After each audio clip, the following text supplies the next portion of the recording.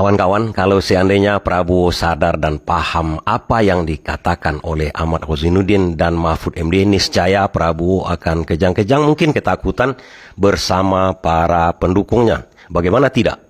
Kalaulah paham yang dikatakan oleh kedua orang pakar hukum ini, Prabowo itu minimal dia adalah penadah barang rampokan, kalau bukan perampok. Prabowo semakin hari semakin dibodohi oleh orang-orang Jokowi. Tentunya kalau Prabowo tahu beliau bakal kejang-kejang mendengar ucapan dua tokoh ini. Sumber daya alam kita sedang dirampok habis-habisan oleh oligarki. Tentunya teman-teman semua, kita saksikan dulu video berikut ini. Entahlah Presiden Prabowo terlibat atau tidak bersama Jokowi. Kita lihat dulu video berikut ini. Kawan-kawan, kalau seandainya Prabowo sadar dan paham apa yang dikatakan oleh Ahmad Kozainuddin dan Mahfud MD, niscaya Prabowo akan kejang-kejang mungkin ketakutan bersama para pendukungnya. Bagaimana tidak? Kalaulah paham yang dikatakan oleh kedua orang pakar hukum ini, Prabowo itu minimal dia adalah penadah barang rampokan, kalau bukan perampok itu sendiri yang merugikan kekayaan negara, yang ancaman hukumannya bisa hukuman mati.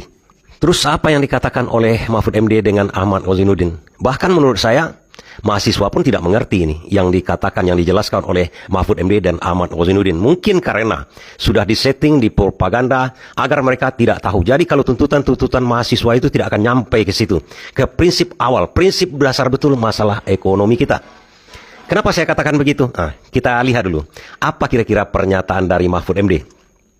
Di sebuah podcast, Mahfud MD menyatakan begini, bahwa kalau seandainya sumber daya alam kita ini tidak dikorupsi, masyarakat Indonesia atau rakyat Indonesia dari bayi sampai yang mau mati, itu kan mendapatkan jatah 20 juta per bulan, per orang, ya per bulan.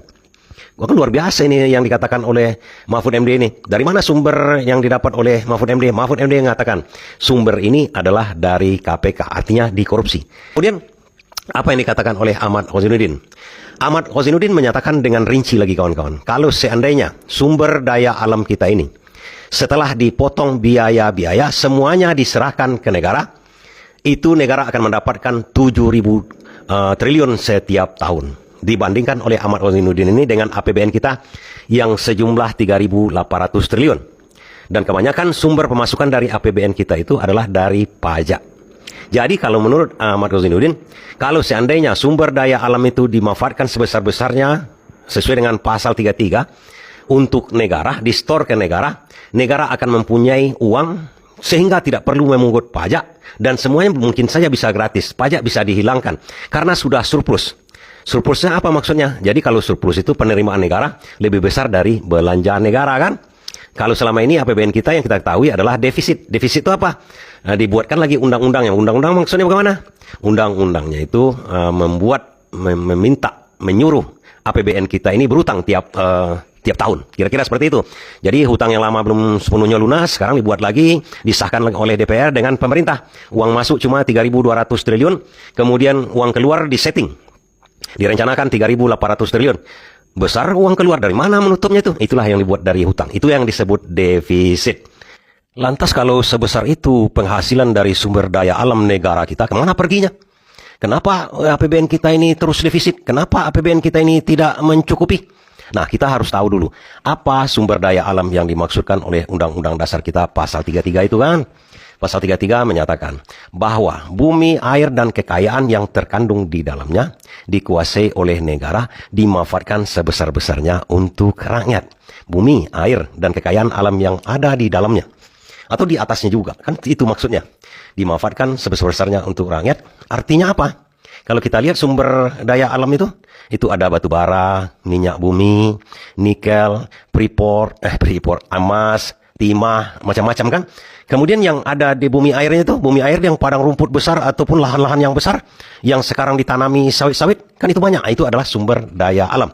Karena lahan yang besar itu termasuk sumber daya alam, gunung-gunung, ya padang rumput, lahan yang besar-besar yang ratusan ribu itu.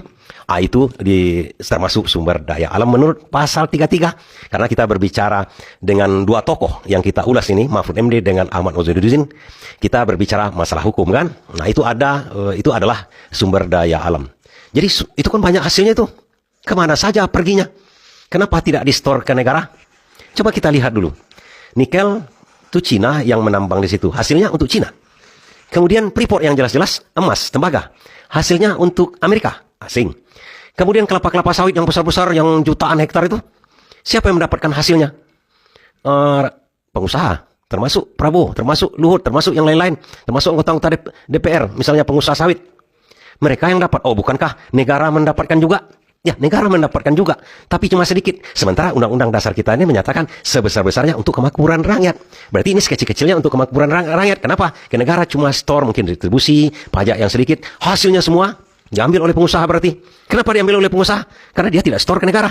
Kalau mereka store ke negara, secara logikanya, tidak akan kekurangan berdasarkan, tidak akan defisit anggaran belanja kita kan, berdasarkan data. Cukup kita ambil datanya dari Mahfud MD dengan Ahmad Kozinudin. Ya, itu kita sementara dulu. Nanti saya tunjukkan datanya yang lebih up to date lah. Bahkan Prabowo sendiri yang menyatakan hal ini. Kenapa saya katakan Prabowo sendiri yang menyatakan hal ini? Karena ini sekarang negara lagi sibuk-sibuknya memburu para pencoleng, para perampok dari sumber daya alam. Kenapa saya katakan begitu? Nah, ini dengarkan. Sesungguhnya kita harus percaya bahwa semua sumber daya alam Indonesia adalah milik rakyat Indonesia, milik bangsa Indonesia. Karena itu negara berhak mengetahui secara rinci sumber daya alam kita yang dijual keluar Indonesia. Kita tidak mau dibohongi lagi. Kita mau tahu persis berapa kekayaan kita yang dijual. Perhatikan kawan-kawan. Prabowo mengatakan negara tidak tahu bahwa negara ditipu-tipu mengenai berapa banyak yang dijual sumber daya alam kita ini. Sehingga membuat negara kita ini bangkrut. Coba garis bawahi dulu. Ingin mengetahui sumber daya alam kita. Berarti besar sumber daya alam kita. Dan memang begitu. Sumber daya alam kita ini yang dikatakan oleh Mahfud MD dengan si Ahmad Kozinudin itu jauh di atas itu sebenarnya. Tapi kenapa kok miskin kita? Itu pertanyaan kita kan? Saya jelaskan di belakang. Dengarkan secara keseluruhan dulu apa yang dikatakan oleh Mas Wowo ini. Saya percaya dan yakin setiap warga negara, apalagi pemimpin-pemimpin seperti yang ada di majelis ini, saya percaya setiap pemimpin yang punya akal sehat, yang punya kecerdasan, yang punya hati nurani, yang punya rasa cinta tanah air, saya yakin dan percaya tidak akan mengizinkan kekayaan alam kita terus dikelola tanpa pengawasan, tanpa kendali. Sudah terlalu lama, saudara-saudara sekalian. Kebijakan ini telah banyak dijalankan oleh negara-negara lain yang benar-benar menguasai kekayaan sumber daya alam mereka. Kita harus lihat dan belajar dari Saudi Arabia, dari Qatar, dari Rusia, dari Aljazair, dari Kuwait, dari Maroko, dari Ghana, bahkan dari tetangga kita, Malaysia dan Vietnam. Artinya 3 orang yang kita lacak pembicaraan penjelasan mereka ini, tokoh-tokoh ini menyatakan memang sumber daya alam kita itu tidak masuk ke negara secara keseluruhan. Hanya remah-remahnya yang masuk ke negara kan. Mahfud MD dengan Ahmad Kozinudin lebih barbar lagi menyatakan lebih besar daripada APBN kita yang dikorupsi kan itu artinya. Coba kita lihat dulu ya. Apakah Prabowo ini hanya omong-omong atau ada yang disembunyikan dia? Yang pertama dikatakannya harus diawasi oleh negara. Kok harus diawasi oleh negara ya? Harus diketahui oleh negara. Kan itu saja dikatakan. Dan memang ada dikuasai oleh negara. Kenapa tidak disita oleh negara semuanya? Maksud saya begini kawan-kawan. Kita lihat dulu Undang-Undang Dasar kita pasal 33 itu yang saya terangkan tadi. Bumi, air, dan seluruh kekayaan itu dikelola oleh negara, diusahakan oleh negara, dinikmati hasilnya oleh negara untuk membelanjai negara. Tidak dengan cara itu negara bisa membebaskan rakyatnya dari pajak seperti yang dikatakan oleh Ahmad Kozinudin. Coba kita lihat dulu hasil-hasil tambang kita ini yang saya katakan tadi itu. Ada asing kan yang mendapatkannya. Kenapa itu tidak disita oleh Prabowo? Kalau sudah mulai menyadari hal itu. Kenapa tidak? Dan kenapa harus diawasi saja? Bukan diawasi, diambil. Diambil untuk negara. Perkebunan sawit yang besar-besar itu diambil oleh negara. Mereka tidak berhak. Kenapa tidak berhak? Atau pengusaha batubara yang ada bercokol di Jakarta, kemudian punya usaha batubara di Kalimantan dan di macam-macam tempat. Nikel kah? Itu tidak berhak mereka mengusahakan itu. Yang berhak mengusahakan adalah negara. Hasilnya untuk negara. Sekarang berdasarkan pasal undang-undang pasal 33 itu. Sebesar-besarnya untuk rakyat. Apa arti sebesar-besarnya? Kalaulah hak untuk menambang, izin untuk menambang itu didapatkan dengan biaya yang sedikit. Kemudian hasil dari tambang batu bara contohnya, atau hasil dari sawit itu, negara cuma mendapatkan retribusi yang kecil. Sawit itu termasuk sumber daya alam, kawan-kawan. Kenapa? Untuk mendapatkan lahan ribuan hektar itu, atau jutaan hektar seperti di Merauke sana itu, kan harus mengurus izin ke pemerintah. Masuk ke kas pemerintah, itu uangnya kecil. Nanti hasilnya itu, hasil dari sawit, hasil batu bara itu, diambil oleh pengusahanya. Itu yang tidak dibolehkan oleh undang-undang kita pasal 33. Karena sebesar-besarnya untuk rakyat. Kecil untuk pengusaha seharusnya. Ini tidak. Besar untuk pengusaha, kecil untuk negara. Kan itu pengertiannya sangat sederhana saja, kawan-kawan.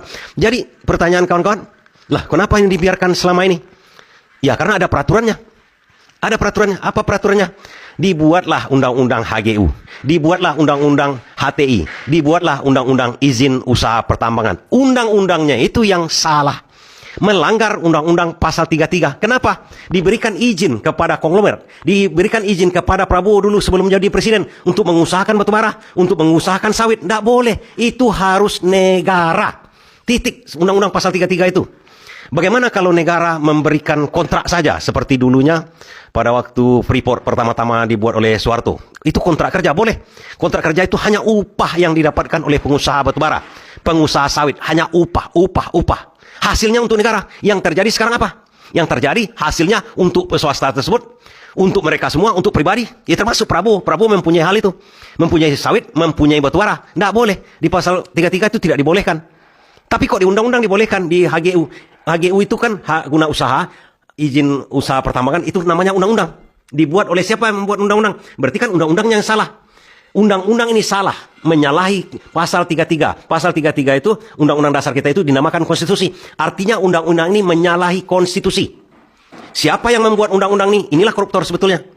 Kenapa? Koruptor itu dia membuat undang-undang untuk menguntungkan orang lain. Membuat undang-undang dengan cara melawan hukum, melawan konstitusi dia. Pasal 2 dan 3 Undang-Undang Tipikor menyatakan begitu. Barang siapa dengan cara melawan hukum, memperkaya diri sendiri, atau orang lain dengan cara merugikan kekayaan negara. Nah, kekayaan negara, sumber daya alam kita ini dirampok, kata Prabowo tadi kan. Itulah dia.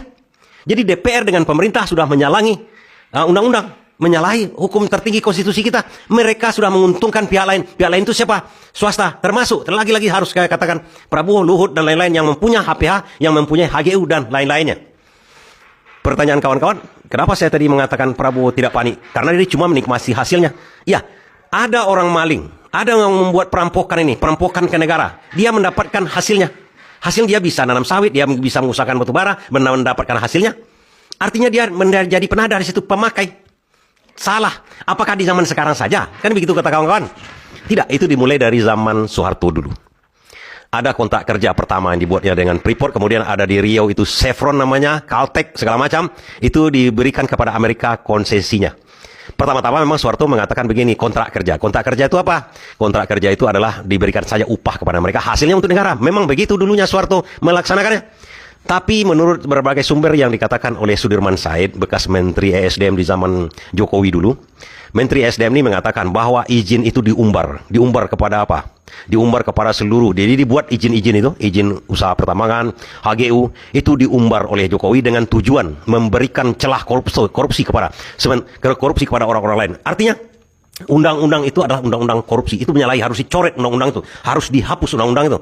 Nah, oleh Jokowi itu dimanfaatkan untuk memberikan kepada seluruh kolega-kolega dia kalau seandainya nanti mereka bermasalah, mereka tidak mendukung Jokowi periode kedua, karena Sudirman Said ini kita tahu dipecat menjadi Menteri ESDM karena ingin membongkar kong-kali-kong di masalah pertambangan pada waktu itu, perminyakan pertambangan, macam-macam. Ada papa minta saham segala macam.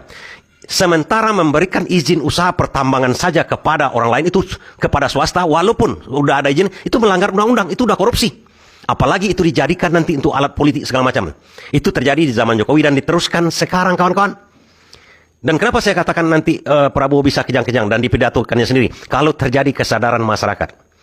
Kalau terjadi kesadaran masyarakat apa yang terjadi sama orang-orang yang memakai izin usaha pertambangan, kaya dengan itu, kemudian bisa menyuap, kemudian bisa menjadi pemimpin, menjadi elit-elit partai politik, kemudian menjadi pemimpin di negara ini dengan hasil itu. Coba bayangkan, kalau kesadaran itu datang ke mahasiswa yang ada sekarang. Maka saya katakan dari awal tadi, mahasiswa ini sudah dipropaganda. Mereka tidak lagi, artinya di saat krisis kemarin-kemarin itu atau sekarang ini, mereka tidak fokus lagi mencari apa dasar, apa masalahnya negara kita ini. Mereka sudah digiring opini ke tempat-tempat lain, ke politis yang lain-lain macam-macam lah. Tapi mereka tidak fokus menuntut apa yang membuat negara kita ini hancur di bidang ekonomi. Di tahun 98 juga tidak begitu, kawan-kawan. Tidak ada itu yang mencari apa sebenarnya membuat negara kita ini seperti yang dikatakan oleh Prabowo. Sumber daya alam kita melimpah, kita miskin, kita kekacau, kita defisit terus. Padahal negara-negara yang dikatakan oleh Prabowo tadi itu adalah negara-negara yang surplus. Karena minyaknya banyak, dipergunakan untuk membelanja negara ini. Tapi negara kita tidak. Tapi yang kita lihat oligarki, termasuk Prabowo dan lain-lain, orang-orang di sekitar dia itu kaya-kaya mendadak sekarang kan, tidak ada masalah. Sementara rakyat miskin tambah miskin. Sumber daya alam kita diambil cuma oleh mereka, hasil oleh mereka, rakyat tidak mendapatkan apa-apa. Begitu APBN kurang, pajak dinaikkan kepada rakyat, dihisap rakyat, diinjak-injak rakyat namanya. Ini kan salah cara pengelolaan seperti ini. Nah, kalau ini disadari oleh mahasiswa dan masyarakat semuanya, apa yang terjadi dengan Prabowo sekarang? Pertama, mungkin mereka menuntut Prabowo untuk mengembalikan bersama antek-anteknya semua.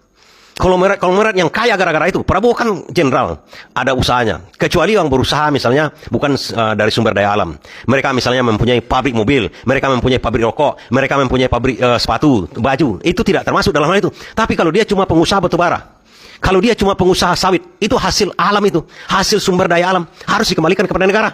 Harus diganti dulu. Berapa banyak yang sudah dirugikan kepada negara berdasarkan pasal 2 dan 3 Undang-Undang Tipikor. Wajib. Kalau itu disadari oleh masyarakat, apa yang terjadi dengan Prabowo? Mereka menuntut.